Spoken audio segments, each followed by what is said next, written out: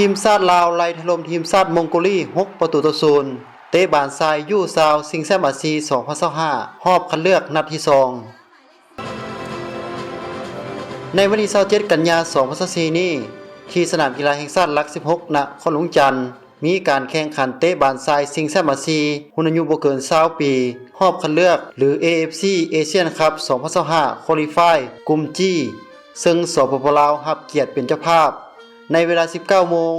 เป็นการลงสนามของคู่ที่2ระหว่างทีมชาติลาวพบกับทีมชาติมองโกลีซึ่งนัทมิตรทีมชาติลาวถูกทีมชาติอิหร่านถล่มมาถึง8-0นัดนี้ทานซองเจวอนหัวหน้าคู่ฝึกยู่ซาวทีมชาติลาวปรับเปลี่ยนผู้เล่นบางตำแหน่งโดยทรงสายฝนแก้วหานามลงเป็นตัวจริงเส้นเดียวกับสุขสวรรค์ฮอบจักรวาลกองหน้าดาวฮงจากสโมสรน้ำทายูไนเต็ดแล้วถอยเอาปีเตอร์พันธวงศ์หัวหน้าทีมลงมาลิ่นเป็นเพลย์เมกเกอร์หรือกองหน้าตัวต่ำคอยสร้างสรรค์เกมขณะที่ทีมชาติมองโกลีนัทมิตรเสียให้ทีมชาติอินเดียมา1-4เกมนี้ในครึ่งเวลาทำอิฐเริ่มเกมได้เพียง5นาที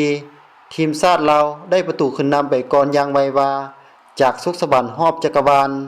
จากนั้นสายฝนแก้วหานามก็มายิงประตูให้ทีมชาติลาวหนีเป็น2-0ในนาที14แต่หลังจากนั้นทีมชาติมองโกลีเริ่มตั้งเกมได้ขณะที่เกมบุกของทีมชาติลาวบ่ค่อยมีประสิทธิภาพเท่าที่ควรยิ่งลิ่นยิ่งเกิดความผิดพลาดเฮ็ดให้จบครึ่งเวลาที่1ทีมชาติลาวขึ้นนำทีมชาติมองโกลีอยู่ที่2-0เข้าสู่ครึ่งเวลาที่2เป็นทางฝั่งทีมชาติมองโกลี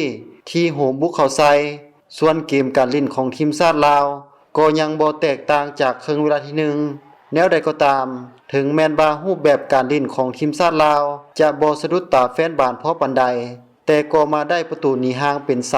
3-0จากปีเตอร์พันธวงศ์ในนาที56จากนั้นประตูที่4ก็ตามมาจากผู้สมบูรณ์ปัญญาวงศ์ในนาที62และอีก4นาทีต่อมาสุขสวรรค์ฮอบจักรวาลคนเก่าเจ้าเดิมก็มายิงประตูที่5ในนาที66และประตูปิดท้ายชัยชนะของสมหวังจุลมณี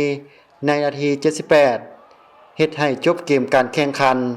ทีมชาติลาวเอาชนะทีมชาติมองโกลีไปแบบขาดหอย